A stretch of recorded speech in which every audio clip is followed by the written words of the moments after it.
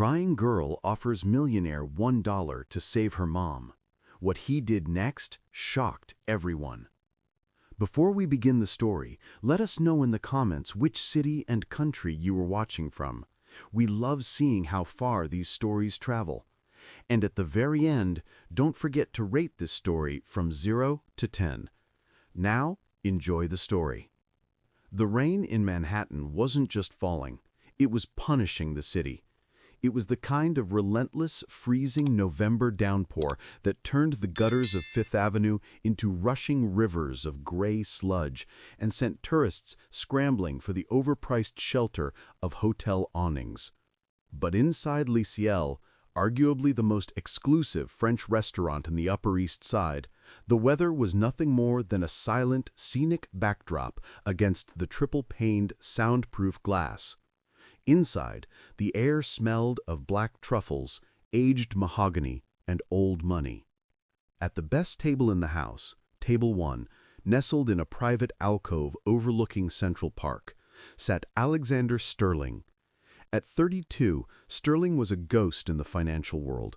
He didn't just move markets, he broke them and rebuilt them in his own image. He was arguably the most eligible bachelor in New York, with a jawline that could cut glass and eyes the color of cold steel, but he was also known for a heart that many speculated didn't actually exist. Tonight he was dining alone, a habit that unnerved his competitors and terrified the waitstaff.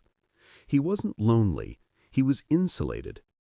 He was currently dissecting a $400 Wagyu steak with surgical precision, ignoring the buzzing of his platinum smartphone on the table, a relentless stream of notifications about a hostile takeover he was orchestrating against a rival tech firm in Silicon Valley. To Alexander, people were variables in an equation. If they added value, they stayed. If they were liabilities, they were subtracted. It was a cold, binary way to view the world, but it had built him a net worth that started with a B and ended in complete isolation. "Is the steak to your liking, Mr. Sterling?" Henri, the maitre d', hovered nervously by the table. Henri was a man who had served royalty and presidents without blinking, but Alexander Sterling made him sweat. "It's adequate, Henri," he replied without looking up, his voice a smooth, deep baritone that commanded immediate attention. "Though the sear is about 30 seconds overdone. Tell Chef Ramsay he's slipping. I don't pay $500 for adequate." "Of course, sir. Immediately, sir. I will have him prepare another." "Don't bother." He waved a hand dismissively, taking a sip of a 1982 Bordeaux that cost more than Henri's car. "I've lost my appetite for meat. Just bring the check, and ensure my driver is ready. I have a conference call with Tokyo in 20 minutes. It was at this precise moment of peak aristocratic indifference that the atmosphere of Le Ciel shattered. Ideally, the heavy oak doors of the restaurant were guarded by 2 imposing security personnel and Henri himself. But the shift change, combined with the chaotic torrential rain outside, had created a singular 3-second gap in the fortress's defense, a gap just wide enough for a small, soaked blur to slip through. The sound of the door slamming open caused heads to turn throughout the dining room. The silence that followed was heavy and instant. Standing on the plush, hand-woven Persian runner rug, dripping dirty rainwater onto a fabric worth $30,000, was a child. She couldn't have been more than 7 years old. She was a heartbreaking portrait of neglect. Her oversized pink coat was soaked through, dark patches of water staining the cheap synthetic fabric. Her sneakers were worn down to the soles, one lace untied and dragging in the puddle forming around her feet. Her hair, a tangled mess of wet blonde curls, was plastered to her forehead. But it was her face that froze the room. She was shaking violently, not just from the bone-deep cold of the New York night, but from a terror so raw it felt palpable in the warm air of the restaurant. Her eyes, wide and red-rimmed from crying, scanned the room of billionaires and socialites with a desperate, frantic intensity. Henri, recovering from his shock, rushed forward, his face purple with indignation. "Hey, you! You cannot be in here," he hissed, trying to keep his voice low to avoid disturbing the VIPs, though the damage was already done. He reached out to grab the girl's arm. "This is a private establishment. Get out immediately."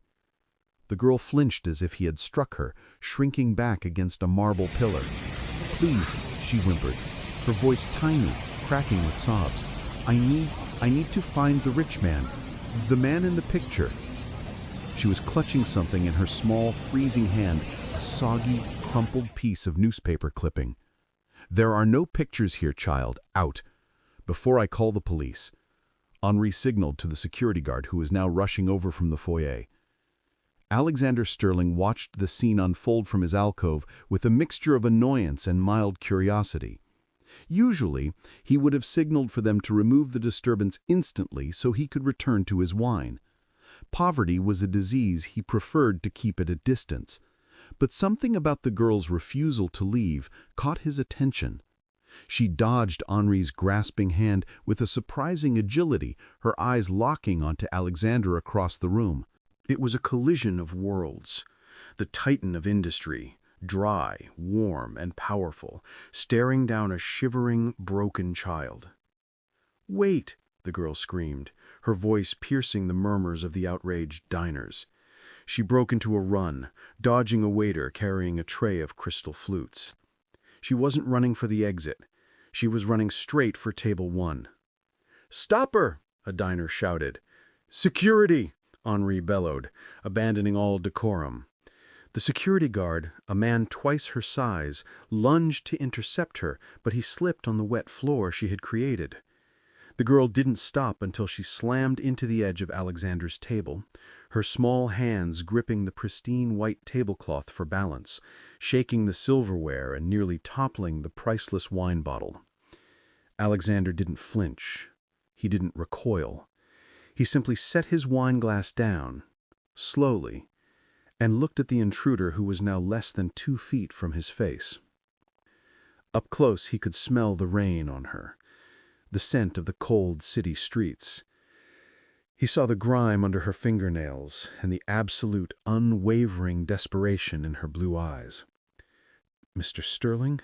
she gasped, breathless, water dripping from her nose onto his empty plate. She held up the crumpled, soggy newspaper clipping. It was a photo of him from the Wall Street Journal, a headline about his recent billion-dollar acquisition.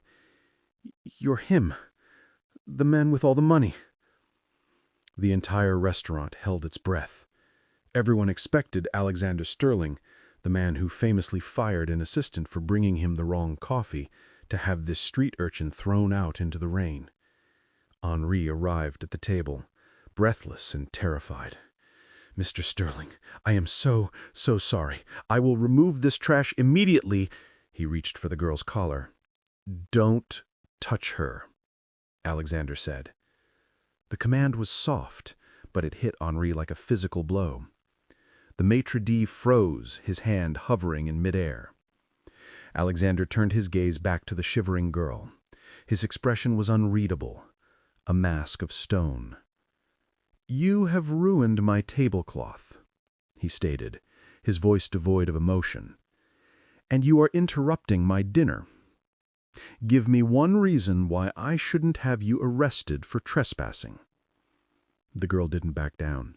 She swallowed hard, her small chest heaving. She reached into the pocket of her soaked coat. Her hand came out shaking, holding a single, crumpled, wet dollar bill. She slammed it onto the table next to his wine glass. "I'm not begging," she said, her voice trembling but fierce. I'm hiring you." The silence that followed her statement was heavier than the crystal chandelier hanging above them. In a room where a single appetizer cost more than a family's weekly grocery bill, the sight of that wet, crinkled dollar bill plastered against the starch-white tablecloth was almost obscene. It was a violent intrusion of reality into a fantasy world. George Washington's face on the bill was gray and distorted by the water, looking up at Alexander Sterling with a pathetic sort of dignity. Alexander looked at the bill. Then he looked at the girl.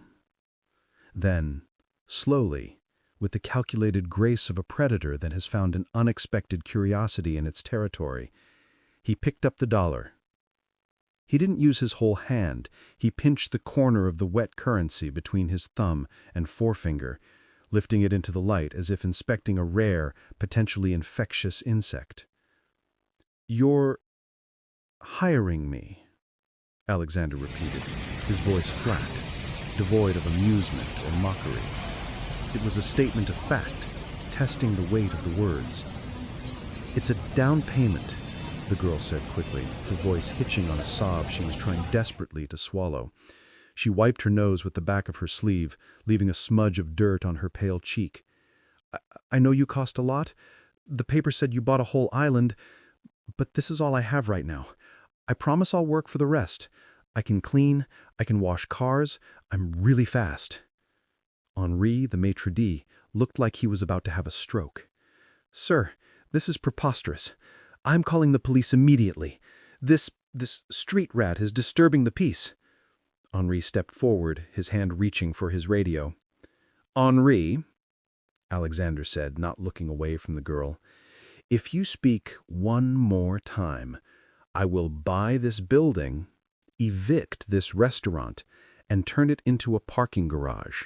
Do you understand?" Henri's mouth snapped shut with an audible click. He retreated into the shadows, pale and trembling. Alexander turned his full attention back to the small, shivering figure. For the first time in years, he wasn't bored. He was usually surrounded by sycophants, lawyers and rivals who spoke in riddles and hidden agendas. But this child, she was dealing in absolute raw honesty. It was refreshing. It was also deeply puzzling. "What is your name?" Alexander asked, dropping the wet dollar back onto the table. "Lily," she whispered. "Well, Lily."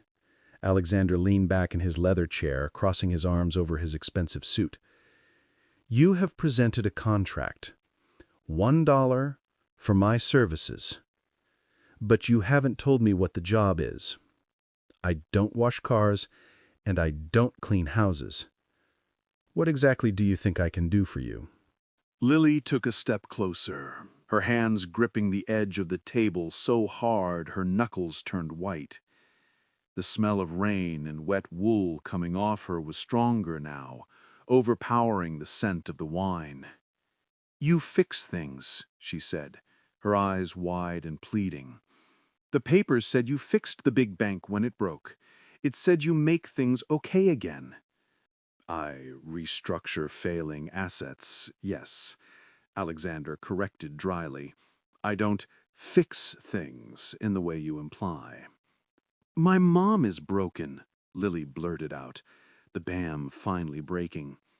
Tears spilled over, hot and fast, mixing with the rain on her face. She fell asleep 3 days ago and she won't wake up. She's burning up. The landlord said if we don't pay by tomorrow, he's putting us on the street, and if I move her, she might die. I went to the clinic, but they said without insurance or cash, they can't do the surgery. They gave me Tylenol and told me to leave." Alexander's face remained impassive, but his mind clicked into gear. He wasn't feeling pity. Pity was a useless emotion that clouded judgment. But he was analyzing the situation. A sick mother, impending eviction, a medical system that required capital access. It was a classic resource management failure. "And you think I can wake her up?" Alexander asked. "I think you can buy the doctor," Lily said, with a shocking amount of conviction. "You can buy anything. I saw the picture. You look like you don't let people say no to you." Alexander felt a strange twitch at the corner of his mouth. A smile? No, he didn't smile. But it was respect. This 7-year-old had correctly identified his primary skill set, the ability to force the world to bend to his will. She wasn't asking for charity. She was asking for leverage. The room around them was still dead silent. Forks hovered halfway to mouths. A woman at table 4 was recording on her phone, likely live streaming the disgrace of a beggar harassing the city's richest man. Alexander knew what they expected. They expected him to hand the girl $100 bill and have security escort her out. That was the polite, wealthy thing to do. Throw money at the problem until it goes away. But Alexander Sterling didn't do what people expected. He looked at the wet, dirty dollar bill on the table. Then he looked at his untouched $400 steak. He looked at Lily, who was shaking so hard her teeth were chattering. "Sit down," Alexander commanded. The room gasped, a collective intake of breath that sucked the air out of the restaurant. Lily blinked, confused. "What?" "I said sit down." Alexander gestured to the empty velvet chair opposite him. "We are discussing a business transaction. I never negotiate standing up, and you are shaking the table." Lily hesitated, looking at the pristine chair, then at her muddy coat. I'm dirty. I'll ruin the chair." "I own the chair company," Alexander lied smoothly. "Sit." Slowly, terrifyingly, Lily climbed onto the chair. Her feet didn't touch the ground. She sat on the edge, looking small and fragile against the high-backed velvet. She looked like a doll that had been dropped in a puddle and retrieved by a king. Alexander picked up his linen napkin, Egyptian cotton, perfectly pressed, and handed it to her. "Draw your face. You look like a tragedy. In business, presentation is everything." Lily took the napkin and wiped her face, leaving dark smears of grime on the white fabric. Henry let out a small whimper from the corner, watching the destruction of his fine linens. "Now," Alexander said, leaning forward, his steel-gray eyes locking onto hers, "you have offered me $1 to save your mother from a medical crisis and an eviction. That is a significant request for such a small capital investment. Why should I take this deal? What is the ROI, return on investment?" Lily didn't know what ROI meant, but she understood the tone. He was testing her. She reached into her other pocket and pulled out something else. It wasn't money. It was a small plastic object. A keychain. It was a cheap plastic unicorn with a broken horn. "It's lucky," she said, placing the broken toy next to the dollar. "He's my best friend. Mom gave him to me when I was 5. If you save her, you can keep Lucky. He's worth more than $1. He's magic." Alexander stared at the broken plastic unicorn. It was worthless, garbage, landfill. And yet, looking at the girl's face, Alexander knew that she had just put everything she owned, her entire net worth, on the table. She was all in. For the first time in a decade, Alexander Sterling felt something in his chest that wasn't heartburn or ambition. It was a heavy, dull ache. He picked up the unicorn. He turned it over in his hand. "Done," Alexander said. "Done," Alexander repeated, the word hanging in the air like a gavel strike. He stood up, towering over the table. With a deliberate, almost ceremonial slowness, he reached out and took the wet dollar bill and the plastic unicorn. He didn't drop them into his pocket carelessly. He placed them into the interior breast pocket of his $5,000 Brioni suit jacket, right next to his silk handkerchief, as if they were bearer bonds worth millions. "Let's go," Alexander said, buttoning his jacket. "Go where?" Lily asked, sliding off the oversized chair, her sneakers squeaking against the polished floor. "To inspect my investment," Alexander replied, checking his Patek Philippe watch. "You hired me to fix a problem. I can't fix it from here." Henry, who had been hovering in the shadows like a nervous vulture, stepped forward with a silver tray. "Sir, the bill. For the wine and the steak." Alexander paused. He looked at the untouched steak, then at Henry. He pulled out a black titanium credit card, the kind that had no limit and no application process, and dropped it onto the tray. "Add a $5,000 tip," Alexander commanded, his voice loud enough for the nearby tables to hear. Henry's eyes bulged. "5,000, sir?" "Yes," Alexander said, his eyes narrowing, "but it comes with a condition. That money is not for you. It is a cleaning fee for the floor my client," he gestured to Lily, "walked on. If I find out you treated her with anything less than the respect due to a sterling partner, I will buy this building by tomorrow morning and turn it into a free soup kitchen. Do I make myself clear?" Henry swallowed hard, nodding so vigorously he looked like a bobblehead.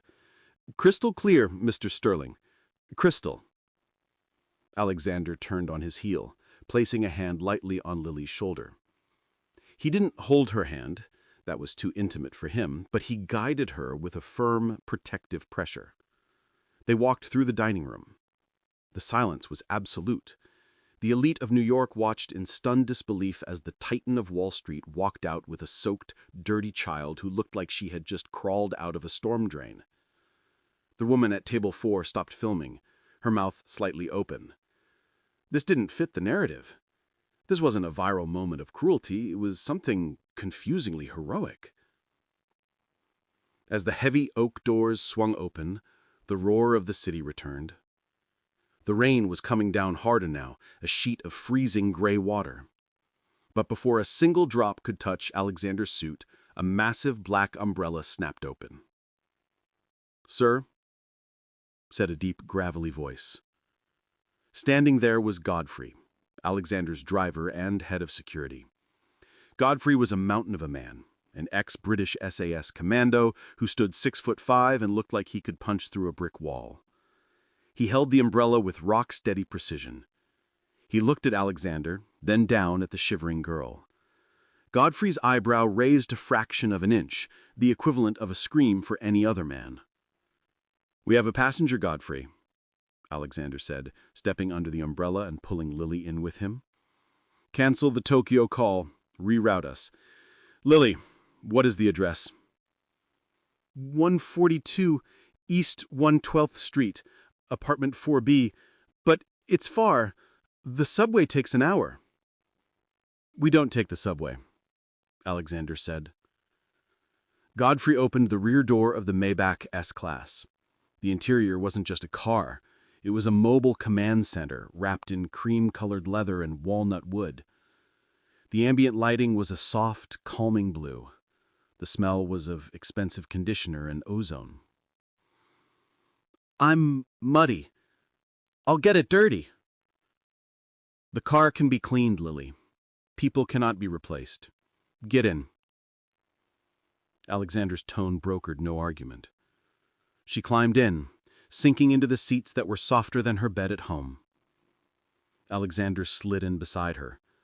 The door closed with a heavy, hermetically sealed thud, instantly cutting off the noise of the rain and the street sirens. It was like entering a vacuum of wealth. "Home, Godfrey, but not my home." Alexander pressed the intercom button. 142 East 112th Street. Make time." "Understood, sir." The engine purred to life, a V12 beast that barely whispered, and the car pulled away from the curb, cutting through traffic with aggressive grace. Alexander didn't look at Lily. He immediately pulled out his phone. He swiped the screen, ignoring the missed calls from his lawyers, and dialed a number from memory. "Put it on speaker," he muttered to himself, tossing the phone onto the center console. Ring. Ring. "Dr. Aris," Alexander said, his voice shifting into business mode. Sharp, rapid fire. "You are the Chief of Trauma and Critical Care at Mount Sinai, correct?" "You know I am, Alexander. You donated the wing. Good. I need a trauma team and a mobile ICU unit on standby. I'm heading to a location in East Harlem. Possible advanced viral infection, severe sepsis, potential respiratory failure. Patient is female, mid-30s. I want the VIP suite prepped, the one with the view of the park. And Eris, I want you leading the intake. Alexander hung up. He dialed another number.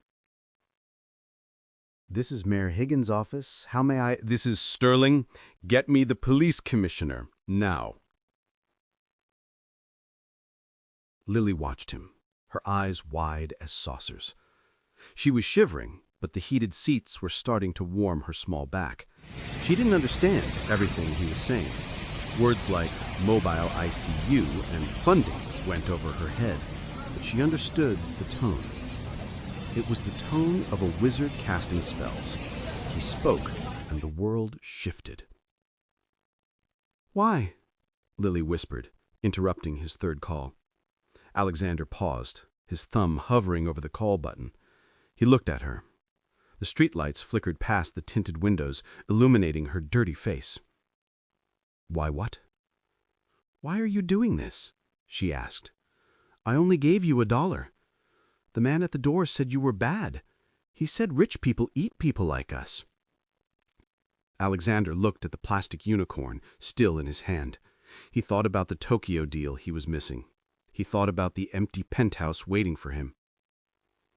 "It's a simple transaction, Lily," Alexander said, his voice softer than before, lacking its usual sharp edge. "You offered me everything you had.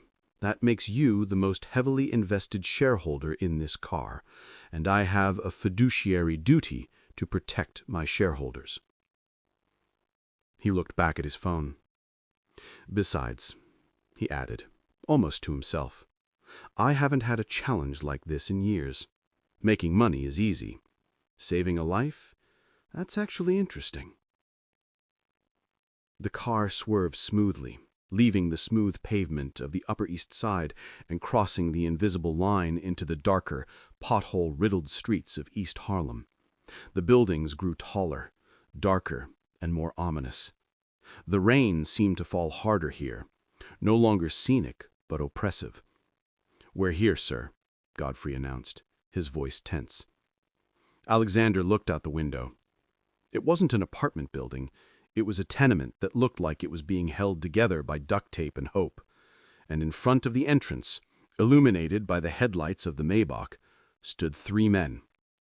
They weren't doctors. They were the landlord's enforcers, and they were dragging a mattress out into the rain. "No!" Lily screamed, pressing her face against the glass. "That's Mom's bed!" "Stay in the car, Lily," Alexander ordered, his hand clamped firmly on her shoulder to keep her from bolting into the dangerous scene. "Godfrey, secure the perimeter. I want a clear path to the entrance in 30 seconds. "Affirmative, sir," Godfrey grunted. The massive bodyguard opened his door and stepped out. The car shifted slightly as his weight left the chassis. Alexander opened his own door. The noise of East Harlem rushed in, shouting, sirens, and the relentless hammering of rain on corrugated metal. He stepped out, his Italian leather Oxford landing squarely in a puddle of oily, murky water. A splash of grime hit the cuff of his tailored trousers. Alexander didn't even look down. His eyes were locked on the scene unfolding under the flickering yellow street lamp. 3 men. 2 were wearing hooded sweatshirts and work gloves, grappling with a stained floral print sofa they had jammed in the narrow doorway. The 3rd man, clearly the ringleader, wore a cheap plastic poncho and chewed on a toothpick. He was holding a clipboard, shouting instructions over the rain. "Pivot! Pivot the damn thing! I want this unit cleared by midnight. The woman can't walk, drag her out on the rug. I got new tenants moving in at 8 a.m. "No!" Lily screamed, ignoring Alexander's order and scrambling out of the car. She was small enough to duck under Alexander's arm. She sprinted across the slick sidewalk, splashing through the debris. "Stop! You can't. She's sick." Lily threw herself at the man in the poncho, hammering her tiny fists against his stomach. It was like a moth attacking a bear. The man looked down, annoyed, and shoved her back with a careless sweep of his arm. "Get off me, you little brat," he sneered.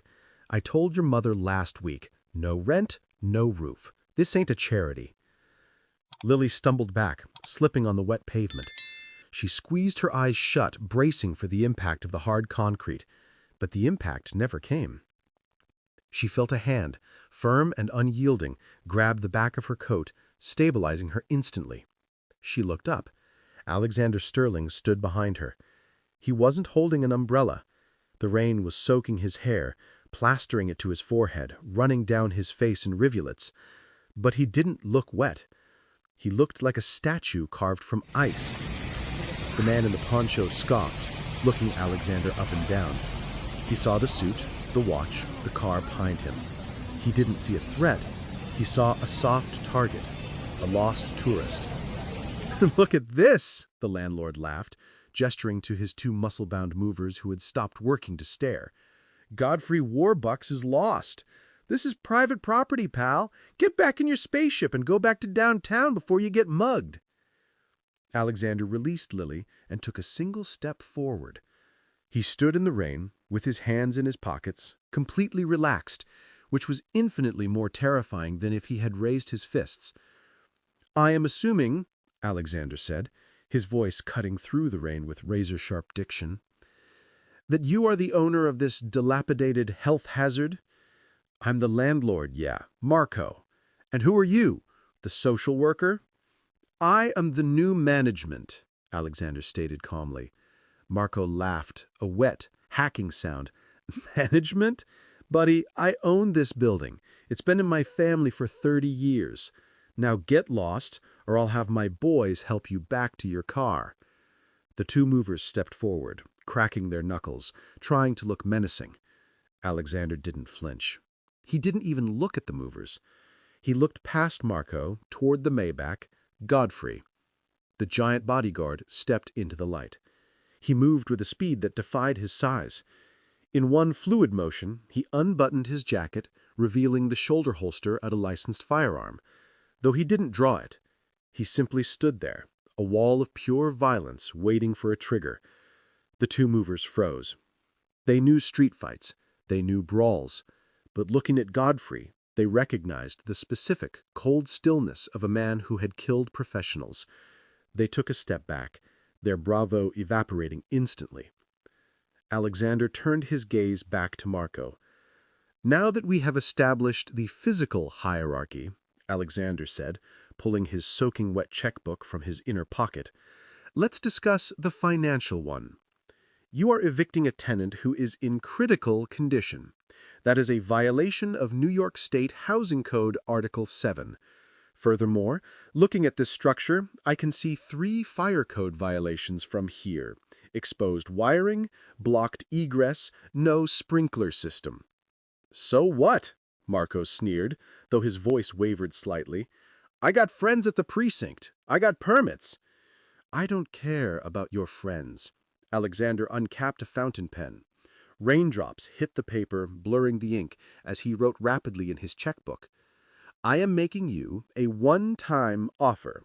But first, understand this. What you are doing is a criminal self-help eviction. In New York, that is a Class A misdemeanor. If I call the commissioner, you don't just get a fine, you go to Rikers Island tonight." Marco hesitated, looking at the police lights flashing in the distance. I just want my money." "And you will get it." Alexander ripped the check from the book. He held it out in the rain. "This is a personal check for $2 million. It buys the building and your silence. If you think it will bounce, call the number on the back. It's my private banker. He's awake." Marco stared at the check. The number was real. It was more money than he would make in 20 years of collecting rent. His greed instantly overpowered his ego. His hand twitched. $2 million? Marco asked, his voice cracking. "For this dump?" "Take it," Alexander commanded, "and leave. Right now. If you touch that door again, I cancel the check. I buy the mortgage note on this property, and I foreclose on you so hard your grandchildren will be born bankrupt. Do you understand?" Marco snatched the check. His hands were shaking. You serious? It's mine?" "The deed, tomorrow morning. My lawyers will call you." Alexander turned his back on him, dismissing him as if he were nothing more than a mild inconvenience. "Now get your trash out of my hallway." Marco didn't argue. He signaled his men. "Let's go. Leave it. Let's go." They scrambled into their van, terrified that the crazy man in the suit would change his mind. Silence returned to the street, save for the rain. Lily stared up at Alexander. Her mouth was open. You bought the house?" "I acquired the asset to remove the obstruction," Alexander corrected, wiping rain from his eyes. "Now the path is clear. Where is she?" "4th floor," Lily whispered. "There's no elevator." "Godfrey," Alexander said, "grab the medical kit from the trunk. We're walking." Alexander Sterling, a man who hadn't climbed 4 flights of stairs in a decade, a man who wouldn't walk on a carpet unless it was vacuumed, adjusted his wet cuffs and stepped into the dark, smelling hallway of the tenement. He wasn't doing it for the ROI anymore. He was doing it because for the first time in his life he had made a promise to a partner who actually trusted him. They climbed. The stairs creaked. The smell of mold and boiled cabbage was overpowering. On the 2nd floor, a rat scurried across Alexander's shoe. He didn't stop. When they reached apartment 4B, the door was unlocked. It hung slightly ajar on broken hinges. "Mom?" Lily called out, rushing inside. "Mom, I brought help. I brought the rich man." Alexander followed her in. The room was a single room.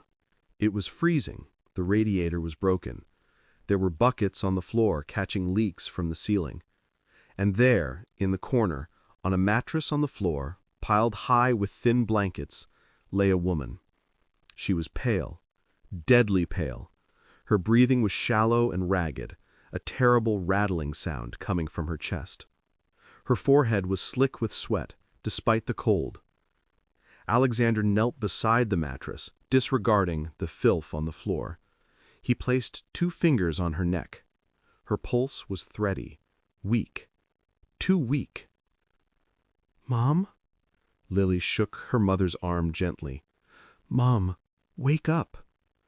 The woman didn't stir. Alexander looked at his watch. 12 minutes had passed since he called Dr. Eris.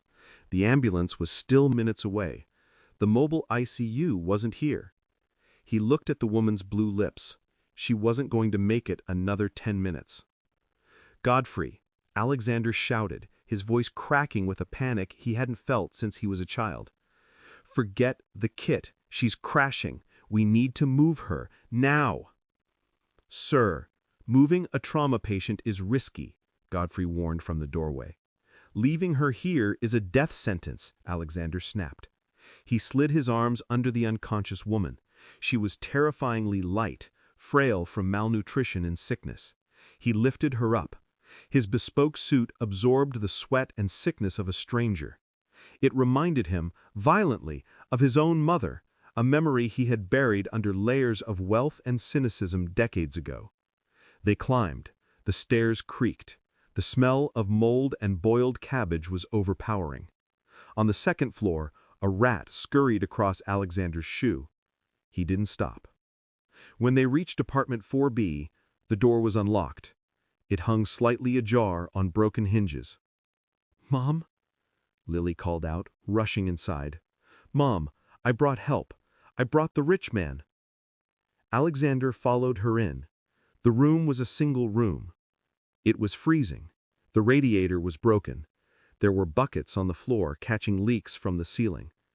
And there, in the corner, on a mattress on the floor piled high with thin blankets, lay a woman. She was pale, deadly pale. Her breathing was shallow and ragged, a terrible rattling sound coming from her chest. Her forehead was slick with sweat despite the cold. Alexander knelt beside the mattress, disregarding the filth on the floor. He placed 2 fingers on her neck. Her pulse was thready, weak, too weak. "Mom?" She shook her mother's arm gently. "Mom, wake up." The woman didn't stir. Alexander looked at his watch. 12 minutes had passed since he called Dr. Eris. The ambulance was still minutes away. The mobile ICU wasn't here. He looked at the woman's blue lips. She wasn't going to make it another 10 minutes. "Godfrey," Alexander shouted, his voice cracking with a panic he hadn't felt since he was a child. "Forget the kit. She's crashing. We need to move her, now." "Sir, moving a trauma patient is risky," Godfrey warned from the doorway. "Leaving her here is a death sentence," Alexander snapped. He slid his arms under the unconscious woman. She was terrifyingly light, frail from malnutrition and sickness. He lifted her up. His bespoke suit absorbed the sweat and sickness of a stranger. It reminded him, violently, of his own mother, a memory he had buried under layers of wealth and cynicism decades ago. They climbed. The stairs creaked, the smell of mold and boiled cabbage was overpowering. The ambulance was audible now, a wailing chorus approaching from the south, but they weren't close enough. "Open the car," Alexander shouted. Godfrey threw the back door of the Maybach open. Alexander didn't place her on the seat. He climbed in with her, cradling her head on his lap, refusing to let go. Lily scrambled in on the other side. "Drive!" Alexander commanded. "Meet them halfway." The car roared, tires spinning on the wet asphalt before finding traction. The G-force pressed them back into the leather. Inside the cabin, the silence was terrifying. Sarah's breathing had changed. The rattling had stopped. "She's not making noise," Lily whispered, her voice trembling. "Alexander, why isn't she making noise?" Alexander placed his hand on Sarah's chest. Stillness. No rise, no fall. "Damn it," Alexander hissed. He looked at Godfrey in the rearview mirror. "She stopped breathing. How far out is Aris?" 2 minutes, sir." "We don't have 2 minutes." Alexander looked down at the woman. He had negotiated billion-dollar mergers. He had stared down federal prosecutors. He had never been terrified. Until now. He stripped off his jacket, throwing the $5,000 garment onto the floor. He loosened his tie. "I need to ventilate," Alexander muttered, his mind flashing back to a mandatory CPR course he had taken 10 years ago for an insurance requirement, a course he had spent checking his emails during. Think, Sterling, think. Airway, breathing, compressions. He tilted Sarah's head back. He pinched her nose. He placed his mouth over hers, the mouth of a billionaire touching the mouth of a woman who couldn't afford rent, and he breathed. 1 breath, 2 breaths. He pulled back. Nothing. "Come on," Alexander shouted, pressing his hands onto her sternum. He began compressions. "You do not get to die on me. That is a breach of contract. Do you hear me?" He pumped her chest. 1, 2, 3, 4. The ribs felt fragile under his hands. "Mummy!" Lily screamed, burying her face in the leather seat. "Don't look, Lily," Alexander ordered, not breaking his rhythm. "Godfrey, faster!" "I'm doing 90, sir!" Alexander pumped. Sweat dripped from his nose onto Sarah's face. "Wake up!" Alexander roared. "Wake up!" Suddenly, with a gasping, hacking sound, Sarah's body convulsed. It wasn't a conscious movement. It was the violent, primal reflex of a body fighting for air. She drew in a ragged, desperate breath that sounded like a saw cutting wood. She didn't open her eyes. She didn't speak. She simply slumped back against the seat, her chest heaving irregularly as her heart restarted its rhythm. "She's breathing!" Alexander collapsed back against the seat, his own chest heaving. He checked her pulse. It was there, weak, thready, but there. He wiped his mouth with the back of his hand. His hands were shaking uncontrollably. "I got a pulse. She's back, but she's unconscious. Godfrey, floor it." "Mom!" Lily cried out, trying to grab her hand. "She can't hear you yet, Lily, but she's alive," Alexander gasped, keeping his hand on Sarah's chest to monitor the rise and fall. "Just hold on."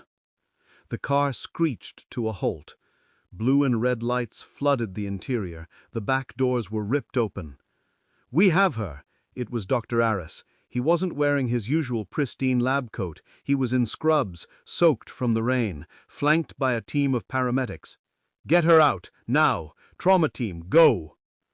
Alexander watched them swarm the car. They were efficient, brutal, and fast. They intubated her right there on the street. They loaded her onto a stretcher. It was a whirlwind of medical jargon. Sepsis protocol, oxygen sat at 80, get the line in. In 30 seconds, the stretcher was moving toward the ambulance. Lily tried to run after it, but a paramedic stopped her. "Honey, you can't go in the back. We need room to work." Lily panicked, looking around wildly. She spun around and ran back to the only anchor she had left. She slammed into Alexander's legs, hugging his knees, sobbing. Alexander stood in the rain, watching the ambulance doors close. He was exhausted. He was dirty. He was arguably the most powerful man in New York, and he felt completely drained. He looked down at the little girl clinging to him. He put his hand on her head. "Godfrey," Alexander said quietly, "follow that ambulance."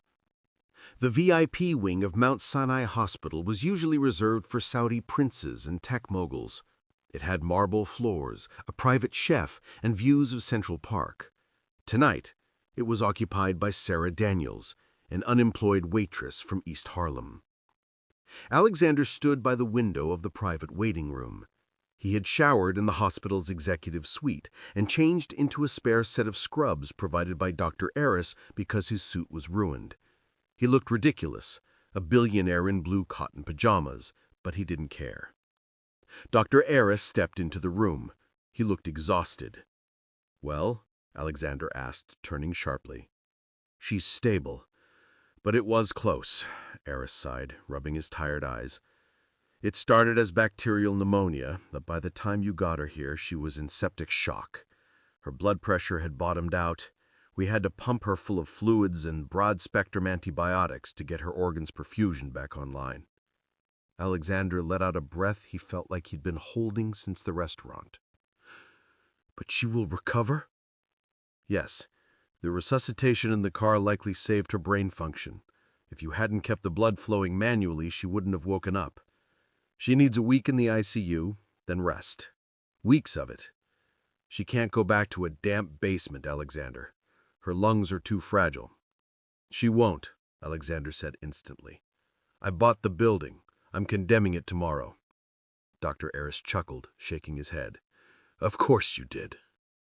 You know, the board is going to ask questions. Who is she? Relative? A mistress?"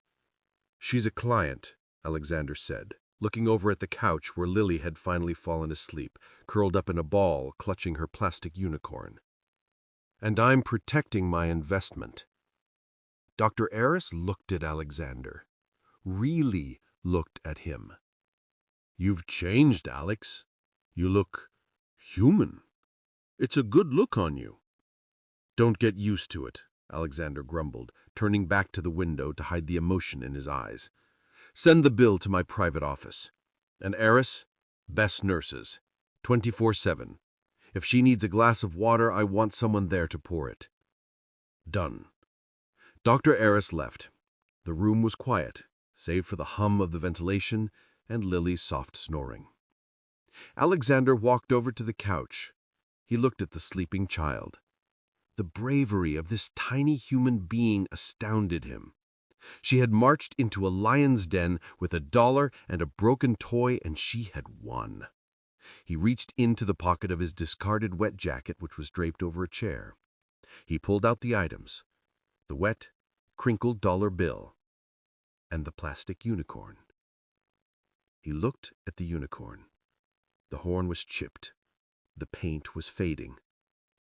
Alexander Sterling took the unicorn and placed it gently on the table next to Lily. Then he took the dollar bill. He pulled out his wallet, a sleek black leather piece. He placed the wet dollar inside, right next to his black Amex. He sat down in the chair opposite the sleeping girl, prepared to keep watch for the night. He had a board meeting at 8 a.m. He had a takeover to finalize. He had $1 billion to manage. He wasn't going anywhere. The sun rose over Manhattan, not with a whimper, but with a blinding golden glory that shattered the gray memory of the storm. The light filtered through the floor-to-ceiling windows of the Sterling suite at Mount Sinai Hospital, illuminating the dust motes dancing in the sterile air.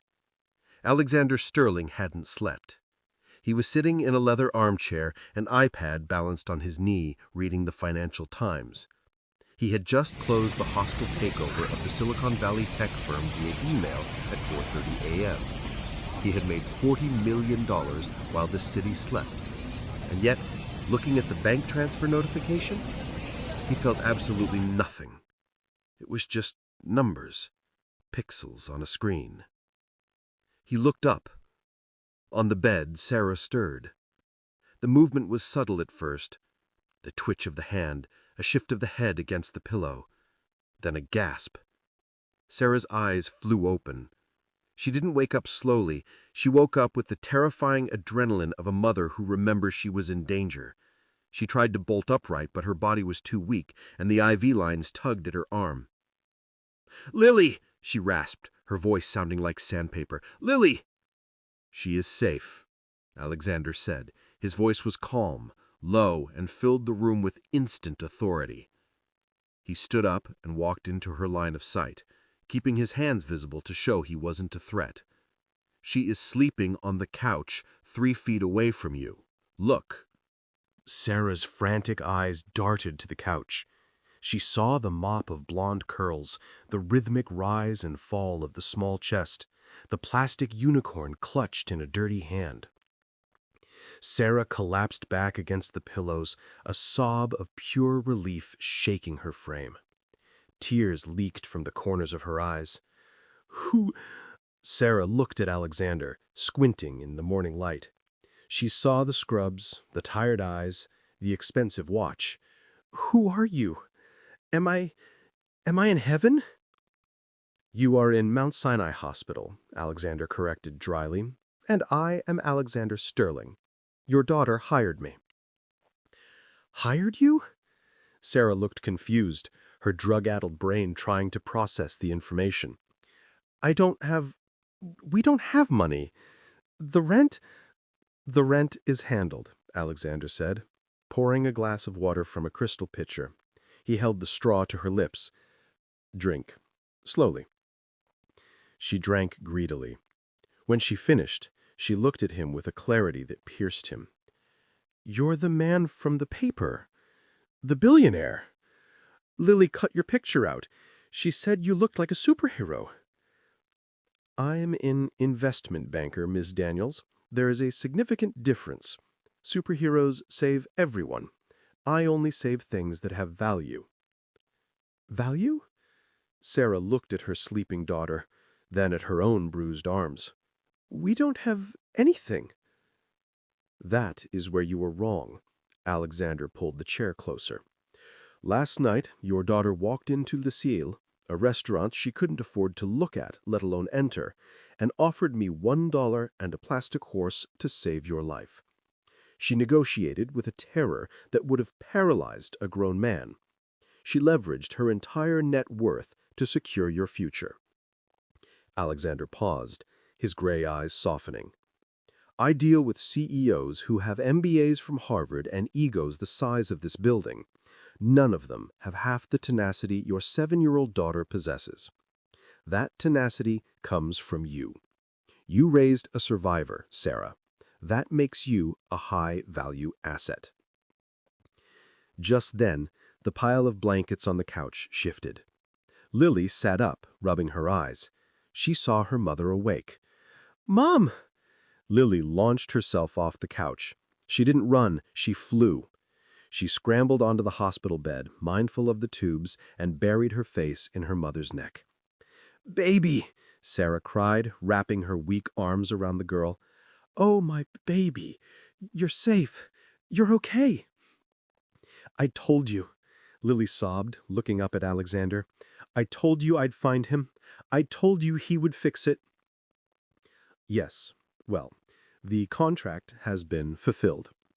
He reached into his pocket and pulled out the plastic unicorn. He held it out to Lily. "I believe this belongs to you.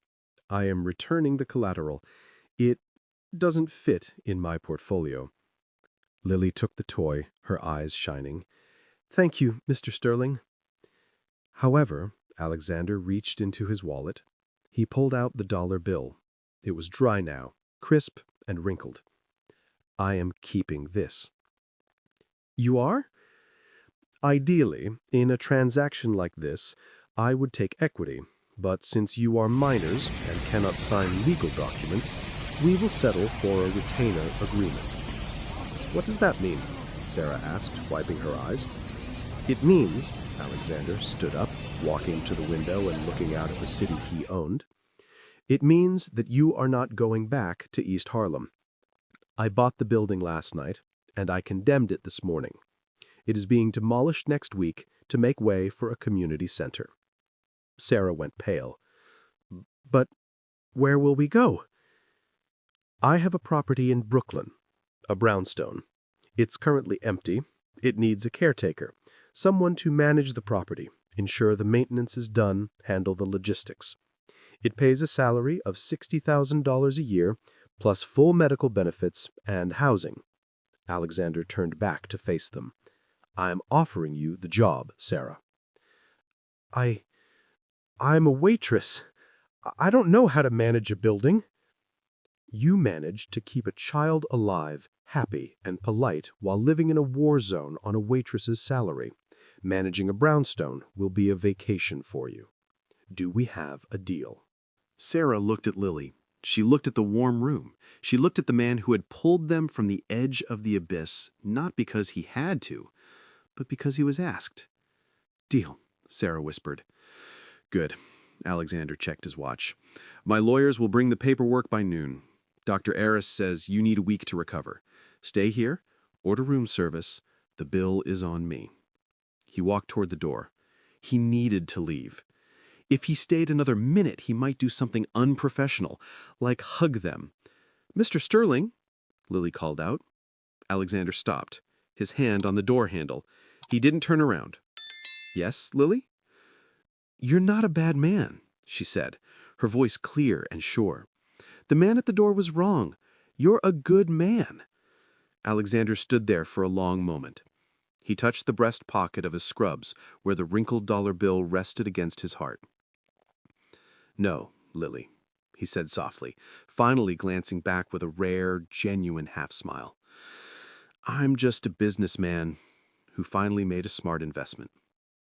He walked out of the room, closing the door on the scene of the mother and daughter hugging in the sunlight. As he walked down the sterile hospital corridor, Alexander Sterling took out his phone. He canceled his meeting with the board. He canceled his lunch with the senator. He walked out of the hospital and into the bright New York morning. He took a deep breath. The air didn't smell like money anymore. It smelled like rain and possibility. He took the dollar bill out of his pocket and looked at it one last time. He would frame it. He would hang it in his office, right above his diploma and his Businessman of the Year awards. Because out of the billions he had made, the companies he had destroyed, and the empires he had built, this crinkled, dirty piece of paper was the only thing he had ever earned that was truly priceless. It was the receipt for his soul. If this story touched your heart, please like and subscribe. Comment $1 if you believe in the power of second chances.